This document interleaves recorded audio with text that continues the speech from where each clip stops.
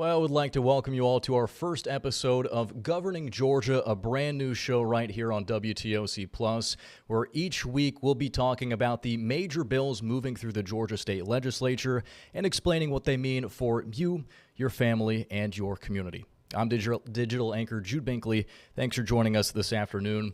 Georgia's 40-day legislative session is now underway, and lawmakers are expected to tackle many issues affecting families, schools, and taxes.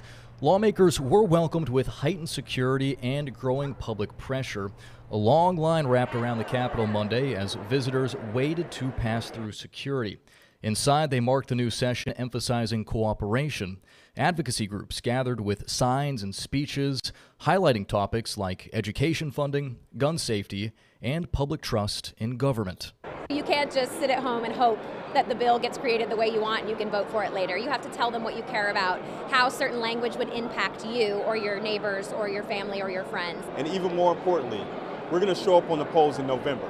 So if they're not doing what we need them to do here during legislative session, we'll let that be known in November. 5 lawmakers were also sworn in on opening day after winning special elections last year to fill vacant seats. Now, Georgia's legislature works in 2-year sessions, which means the bills that made some progress last year were ready to go the second lawmakers took to their seats. If there's one thing that both Democrats and Republicans do seem to agree on, that's tackling affordability for Georgians. But the two chambers have different visions for bringing economic relief.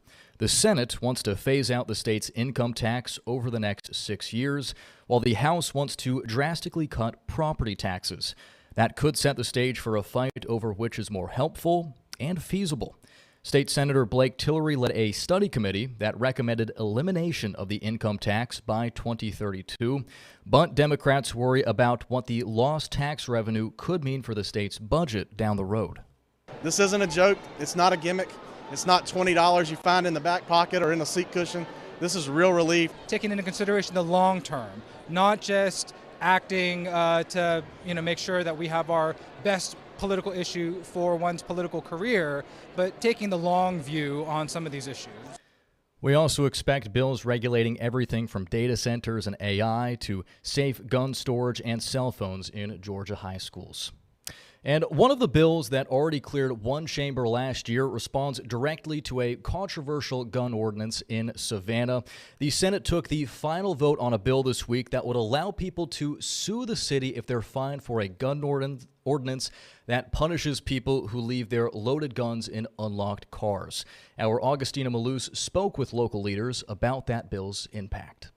The Georgia Senate passed a bill that would nullify Savannah's 2024 ordinance, which required firearms to be securely stored in vehicles. Under the new measure, anyone cited under the city ordinance could sue for $25,000 plus attorney fees, and cities can no longer regulate gun storage. We're not surprised. We expected it fully. Actually, we thought it would have happened last year. Mayor Johnson says the ordinance was designed to prevent gun thefts without infringing on the right to own or carry firearms. The mayor and Savannah City Council voted unanimously in 2024 to make it harder for criminals to steal guns, with penalties of up to $1,000 and 30 days in jail. According to city data that the mayor cited, gun thefts from vehicles dropped from 230 in 2023 to 131 in 2024, a nearly 30% decrease with a corresponding reduction in violent crime. One thing we know is that there are almost 100 less guns on the streets. We believe that is possibly 100 less murders, 100 less suicides. Georgia law already prohibits cities from regulating firearm possession, as well as ownership, transport, carrying, transfer, sale, purchase, or licensing. Savannah officials have long said they were only regulating storage, something the law didn't explicitly forbid until state lawmakers added that word to clarify restrictions. Republican lawmaker Colton Moore, who introduced the bill, believes they aren't regulating cars but punishing gun owners. You can travel the state freely knowing that you're not going to be a victim of a crime and then be made a criminal, as we've seen in Savannah, Georgia. The city overwhelmingly supports the Second Amendment, but they also believe that public safety is at risk when guns are stolen from unlocked cars. And we should note that bill now does head to Governor Brian Kemp's desk for his signature. Well, Georgia lawmakers are also debating a bill that would pause the growth of data centers in the state. A report from the University of Georgia found that our state has about 63 active data centers. We should note most of those are in the metro Atlanta region. And those centers act as essentially a physical backbone for the internet, storing a vast amount of data, but they also use a lot of energy. Our State House reporter Abby Kasoris has more on the debate that is just beginning to play out. This issue has packed public meeting rooms across the state of Georgia, and now it's squarely under the Gold Dome. Data centers are coming fast, and lawmakers are split on whether the state can and should keep up. From metro Atlanta to rural Georgia, data center proposals are spreading, and so is the pushback. Supporters say these massive facilities are already reshaping Georgia's economy. A report from the Carl Vinson Institute of Government shows data centers created more than 28,000 construction jobs and 5,000 permanent jobs, pumping billions of dollars into the state. Honestly, one of the cleanest, greenest, quietest data center regulations in the country. Georgia's growth is different and faster than anywhere else. According to the investment firm CBRE, Metro Atlanta led the nation in data center expansion last year, surpassing Northern Virginia. And state utility regulators have approved plans to add roughly 10,000 megawatts of new power, largely to meet future data center demand. Before we start, Democrat State Representative Rua Roman says the pace is exactly the problem. She's dropping a bill that would pause new data centers through 2027. She says she recruited Republican co-sponsors. This is permanent. This is a permanent change, and if we get it wrong, Georgians will have to deal with the consequences for decades to come. The bill would likely need to make it through Republican Representative Brad Thomas's committee, and he feels a statewide moratorium goes too far. It could choke Georgia's economic growth. He points to communities like Covington, where data center revenue could eventually replace property taxes. I think local communities should make that decision of what works. With hundreds of projects proposed and communities demanding answers, this is not going away. Thomas and others say that they're already working on some bills they plan to drop later that address accountability, environmental protections, as well as who ultimately pays for power. At the state capitol, I'm Abby Kasoris. And as the state legislative session resumes, advocates are pushing hard on cannabis issues. Groups from across Georgia are speaking out on medical use, adult use, decriminalization, and the need to end stigma. Now, Georgia is currently a medical cannabis state, meaning only eligible patients can purchase and possess low THC products. Advocates say legislators need to hear the requests as they push for more than a dozen bills this session. The focus includes expanding medical options, protecting patients from incarceration, and increasing access for those who rely on cannabis for health and wellness. It's a little bit preaching to the choir because we all love this incredible plant. It's still within the walls of a building that doesn't hear enough about how incredible this plant is and how essential it is for our survival, I think. Because we want to make sure that there are no mandatory minimums. No patient should worry about being incarcerated for their plant, for their meds. Advocates hope this session will bring concrete changes, and they're ready to push lawmakers to act on cannabis legislation that's been in the making for years now. Well, nationwide ICE operations are also drawing scrutiny from Democrats at the Georgia State House. Lawmakers rolled out a package of bills aimed at limiting how the agency operates in the Peach State. Earlier this week, Democratic lawmakers, advocates, and families rallied on the steps of the State House. The proposed legislation would require ICE agents to identify themselves visibly and limit enforcement actions in sensitive locations such as schools, churches, and hospitals. Mildred Pierre, whose husband Rodney Taylor is currently being held at a detention center, supports this legislation, but Republican leaders criticized the proposals. The gentlemen did not have any markings on their bulletproof vests. It was scary because they all had their guns.